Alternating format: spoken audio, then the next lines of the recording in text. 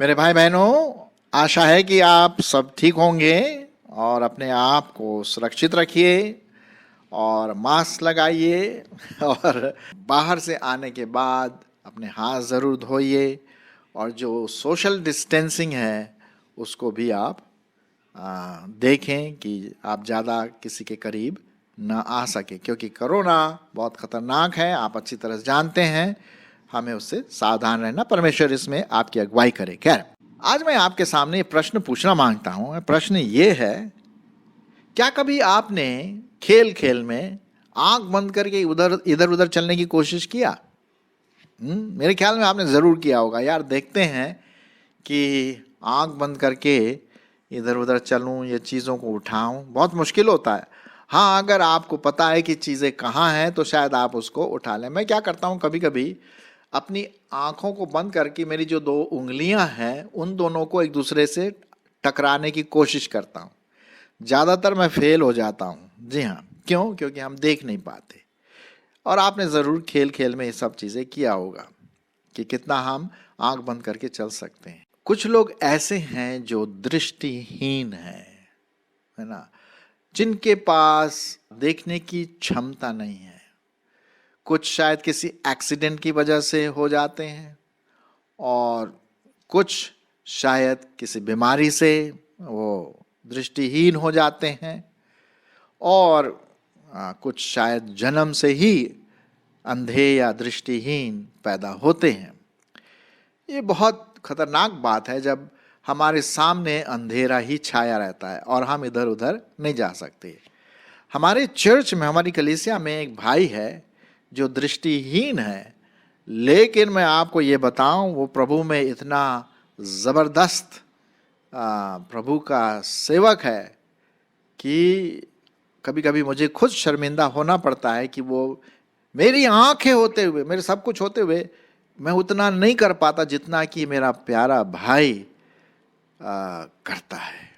प्रार्थना करता है, बाइबल पढ़ता है ब्रेल में और वचन सुनता है। कितनी अच्छी बात है। खैर, आज मैं आपके सामने एक ऐसे व्यक्ति के बारे में बताना मांगता हूं जो जन्म का अंधा था। जन्म से ही वो नेत्रहीन था या दृष्टि नहीं थी उसके पास। आजकल अंधा शब्द शायद हम इस्तेमाल नहीं करते क्योंकि ये नकारात्मक सोच पाई जाती है, लेकिन बाइबल में तो इसी प्रकार से लिखा हुआ है। लेकिन दृष्टिहीन या नेत्रहीन हम कह सकते हैं। अगर हम यूहन्ना की किताब पढ़ें और उसका 9वां अध्याय, पूरा 9वां अध्याय यदि हम पढ़ें तो वहाँ पर एक ऐसे ही व्यक्ति के बारे में बातें बताई गई हैं। हम पढ़ेंगे तो नहीं क्योंकि हमारे पास टाइम नहीं, लेकिन अगर आपके पास टाइम है, यूहन्ना रचित सुसमाचार और उसका 9वां अध्याय, पूरा अध्याय पढ़िए। पूरा एक ऐसे व्यक्ति के बारे में है जो जन्म का अंधा था, मतलब वो देख नहीं सकता था जन्म से। ओके, और किस प्रकार से प्रभु यीशु मसीह ने उन्हें चंगाई दी, दृष्टि दिया। और उस समय के फरीसी और सदूकी लोग बिल्कुल मानने के लिए तैयार नहीं थे कि प्रभु यीशु मसीह ने किया होगा। और लेकिन आइए हम उस अंधे व्यक्ति के बारे में, उस नेत्रहीन व्यक्ति के बारे में ध्यान दें, ठीक है, और हम इससे क्या शिक्षा ले सकते हैं। तो पहली बात हम देखते हैं कि यूहन्ना रचित सुसमाचार उसका 9वां अध्याय पहला पद, यहाँ पर इस प्रकार से लिखा हुआ है, फिर जाते समय उसने, अर्थात यीशु मसीह ने, एक मनुष्य को देखा जो जन्म से अंधा था। जन्म से क्या था? अंधा था। अच्छा, और क्योंकि जब वो जन्म से अंधा था तो कुछ काम वाम नहीं कर पाता शायद, तो वो भीख मांगने लगा, लोगों से भीख मांगता था ताकि लोग उसको दया दिखा करके चंदा दें या कुछ पैसा दें, कुछ सहायता दें। तो वो भीख मांगता था। कैसे हमें पता है? ये 9वें पद में हम देखते हैं। कुछ लोगों ने कहा ये वही तो नहीं है, औरों ने कहा नहीं, परंतु उसके समान है। किसके समान है? जो भीख मांगता था। 8 पद, तब पड़ोसी और जितने लोगों ने उसे देखा भीख मांगते हुए तो कहने लगे, क्या ये वही नहीं है जो बैठा हुआ भीख मांगा करता था? हाँ, ये वही है जो भीख मांगता था। औरों ने कहा नहीं नहीं यार, लोगों ने कहा नहीं ये वही है, पहचान लिया कि ये वही है। उसके नेत्र नहीं था। और आजकल भी आप देखते हैं कि कभी कभी लोग जिनका आँख नहीं होता है वो ऐसे मांगते हैं, और हमें मेरे ख्याल में देना चाहिए, उनको कुछ करना चाहिए, उनकी सहायता। ठीक है, खैर। अच्छा, एक और चीज़ इसके बारे में पढ़ते हैं, इस अंधे व्यक्ति के बारे में। हालांकि यहाँ पर नाम नहीं लिखा हुआ है किसी वजह से। यहाँ पर अब देखते हैं कि ये व्यक्ति जो था कोई बच्चा नहीं था, टीनेज नहीं था, ये अच्छा खासा 25, 30, 35 साल का व्यक्ति होगा। लिखा हुआ है सयाना व्यक्ति था, परिपक्व था। 21वें पद में उसके जो माँ बाप है वो कहते हैं, परंतु हम ये नहीं जानते कि अब वो कैसे देखता है, और न यह जानते हैं कि किसने उसकी आंखें खोली। वो सयाना है। सयाना का मतलब अच्छा बढ़ा हुआ है व्यक्ति, 25, 30, 35 का होगा। उसी से पूछ लो, वो अपने आप में खुद बता देगा भाई किसने उसकी आंखें खोल दी। तो एक 2-3 चीज़ हम देखते हैं इस व्यक्ति के बारे में कि पहले तो कि वो जन्म का अंधा था, नेत्रहीन था, दृष्टिहीन था। दूसरी बात हम देखते हैं कि वो भीख मांगता था। तीसरी बात देखते हैं कि ये व्यक्ति कैसा था, मच्योर था। मच्योर मतलब बढ़ा हुआ व्यक्ति था, छोटा लड़का या टीनेज उसमें नहीं था। तो पहली बात हम देखते हैं। अब दूसरी बात हम देखते हैं कि जो चेले थे वो पूछने लगे, प्रभु ये जो अंधा व्यक्ति है, हम भीख मांग रहा है, क्या किसी पाप की वजह से इसको परमेश्वर ने इसको ऐसा कठोर दंड दिया? क्या ऐसा हो सकता है? दूसरे पद में हम पढ़ते हैं, यूहन्ना उसका 9 अध्याय 2 पद में, और उसके चेलों ने उससे पूछा, हे रब्बी, किसने पाप किया था कि अंधा जन्मा, इस मनुष्य ने या उसके माता पिता ने? तो हम देखते हैं यहां पर कि कभी कभी लोग सोचते हैं भाई वो लंगड़ा पैदा हुआ, लूला पैदा हुआ, या कुछ कमी रह गई, हो सकता शायद इसने पाप किया होगा या इसके माँ बाप ने पाप किया होगा, इसकी वजह से ऐसी इसको सजा मिल गई। लोगों के कुछ ऐसे विचार हैं। लेकिन यीशु का उत्तर सुनिए कि क्यों वो अंधा था। कारण ये था कि परमेश्वर की महिमा प्रकट हो, परमेश्वर की महिमा प्रकट हो। इसलिए नहीं कि कोई पाप से कोई संबंध था, नहीं, महिमा प्रकट हो। तीसरा पद, यीशु ने उन्हें उत्तर दिया, ना तो इसने पाप किया न इसके माता पिता ने, परंतु ये इसलिए हुआ कि परमेश्वर के काम उसमें प्रकट हो, परमेश्वर की महिमा प्रकट हो, उसके काम प्रकट हो। है यहां पर जो शीर्षक है हम देखते हैं, आपने देखा होगा, शारीरिक चंगाई से आत्मिक चंगाई। शारीरिक चंगाई तो बहुत अच्छी बात है, लेकिन उससे भी इंपॉर्टेंट बात है आत्मिक चंगाई। अब यहां पर जो व्यक्ति है वो शारीरिक रूप से अंधा है। अब यहां पर प्रभु यीशु मसीह कहते हैं, भाई ये जो इसका अंधापन है ये परमेश्वर की महिमा के लिए, परमेश्वर के काम दिखाने के लिए है। और यही बात आप देख रहे हैं यहाँ ड्राइंग में कि व्यक्ति की आंख पर प्रभु यीशु मसीह कुछ लगा रहे हैं ताकि वो देख सके। ठीक है, तो हम यहाँ पर देखते हैं कभी कभी हमारे जीवनों में कुछ कठिनाइयाँ, कुछ ऐसी बात आती हैं जो हम समझ नहीं पाते। कई बार मैं नहीं समझ पाता हूँ। कई बार प्रश्न भी पूछते हैं, ऐसा क्यों भाई? और लेकिन ये परमेश्वर की महिमा की बातें हैं जो हम नहीं समझ सकते हैं, उसकी ज्ञान की बातें। मैं सोचता हूँ कि यीशु मसीह को उस अंधे पर वो जो चंगाई का बात जो किया था उसे करना था। तो उसने कहा 6वें पद में, जगत में जब तक मैं जगत में हूँ तब तक मैं जगत की ज्योति हूँ। ज्योति का मतलब अंधकार से दूर।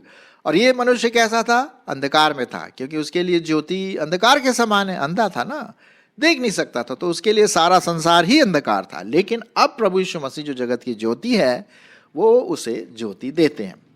6वें पद में हम पढ़ते हैं, यह कहकर उसने भूमि पर थूका और उस थूक से मिट्टी सानी, और वह मिट्टी उस अंधे की आंखों पर लगाकर उससे कहा, जा शिलो के कुंड में धो ले। शिलो का अर्थ है भेजा हुआ। अतः उसने जाकर धोया और देखता हुआ लौट आया। ये चमत्कार, शारीरिक चमत्कार, शारीरिक मिरेकल यहाँ पर हम देखते हैं जो परमेश्वर इस अंधे मनुष्य के साथ करता है। पहली बात हम देखते हैं कि प्रभु यीशु मसीह ने एक इंटरेस्ट लिया। वो कह सकता था, बोलने के द्वारा ही कह सकता था, भाई अंधा तू दिखने लग, और उसकी आंखें खुल जाती। लेकिन उसने क्या किया?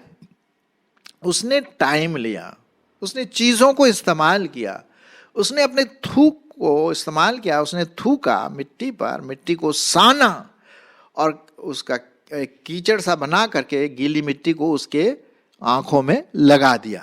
भाई ये सब करने की क्या जरूरत थी? लेकिन एक पर्सनल टच, एक व्यक्तिगत टच, परमेश्वर ने उसको छुआ और कहा जाकर के शीलो के कुंड में धो ले। और जब उसने वहां गया, देखा, और जब उसने धोया, अरे साहब वो देखने लगा। लिखा हुआ है वो जा गया, धोया और देखता हुआ लौट आया। अब आप समझ सकते हैं उसकी खुशी का क्या ठिकाना होगा, जो जन्म से अंधा था, जिसने कभी फ्लावर, फूलों को नहीं देखा, दुनिया को नहीं देखा, कलर को नहीं देखा, किसी चीज को नहीं देखा, अपने माँ बाप को नहीं देखा, दूसरों को नहीं देखा, मतलब सारी चीज उसके लिए अंधकार में थी।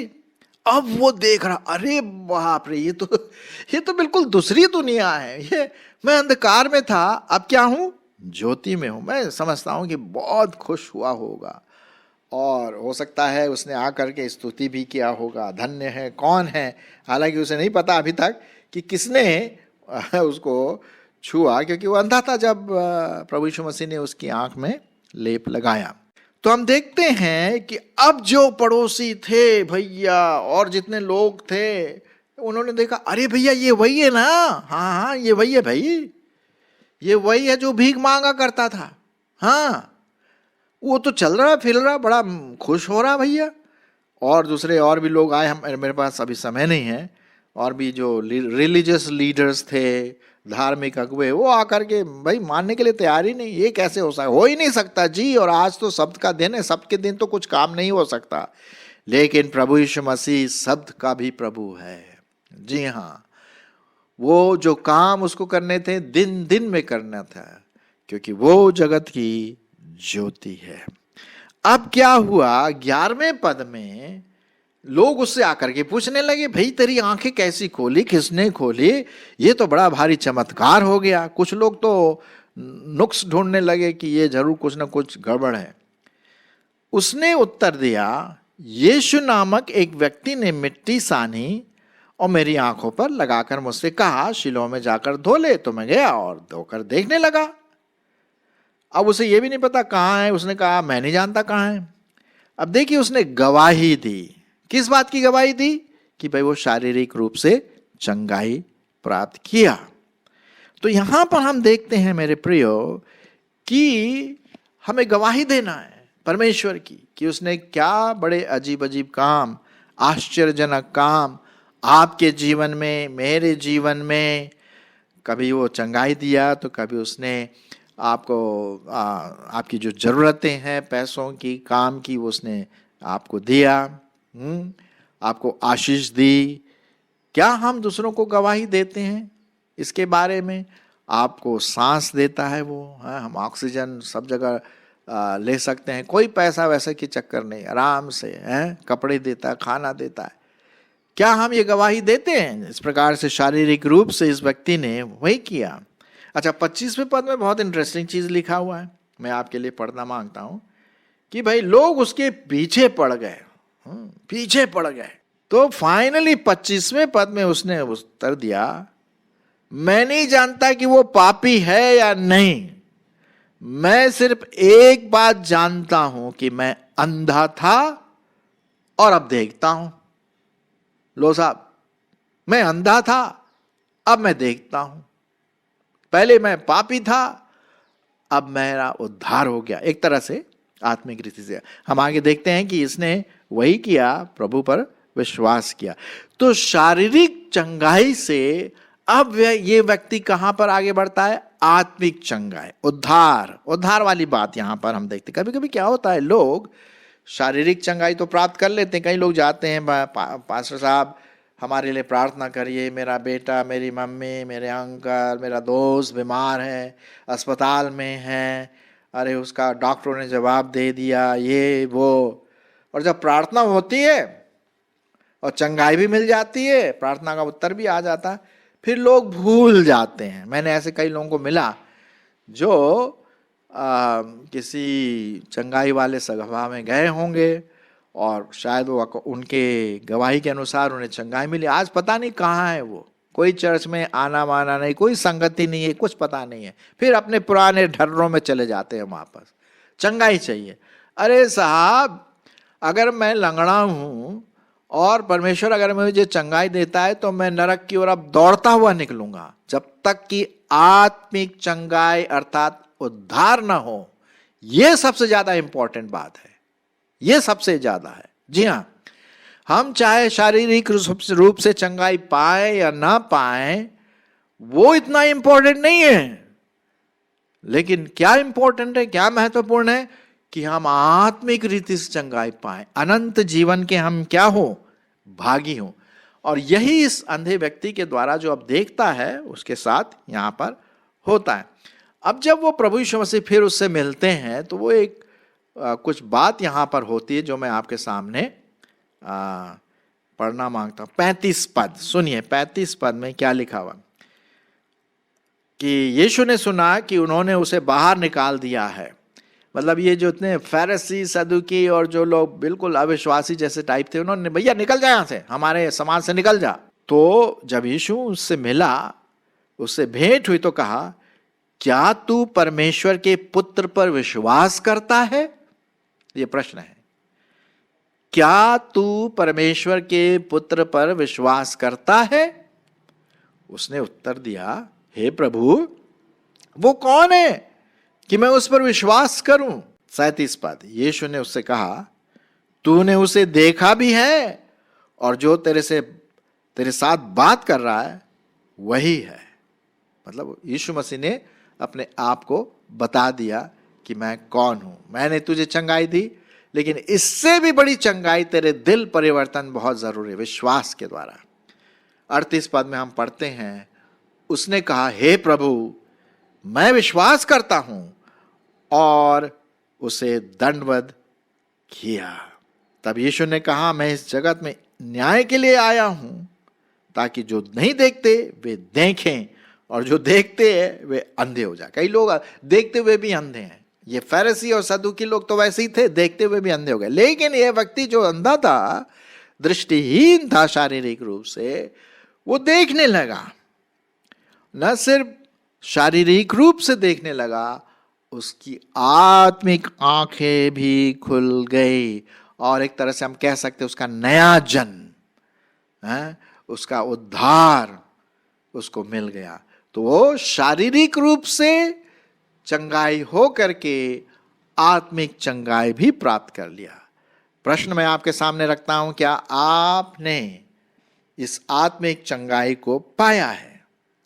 क्या आप दूसरों को सिर्फ शारीरिक चंगाई के बारे में बताते हैं, साथ साथ क्या बताते हैं कि यीशु मसीह सिर्फ शारीरिक चंगाई के लिए नहीं आया?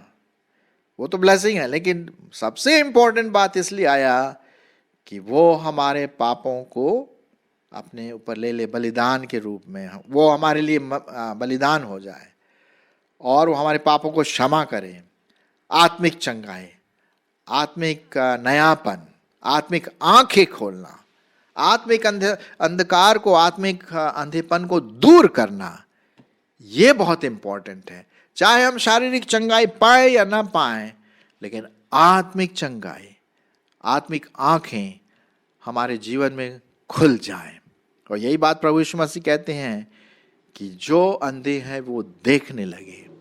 मेरे प्रियो, कभी कभी कुछ बातें हैं जो हम पूरी रीति से समझ नहीं पाते हैं, क्योंकि परमेश्वर है भाई, वो सब जानता है क्यों मेरे साथ ऐसा है। अभी ये व्यक्ति जो था, अंधा था जन्म से, न तो इसने पाप किया न इसके माँ बाप ने, लेकिन ये परमेश्वर की महिमा के लिए था।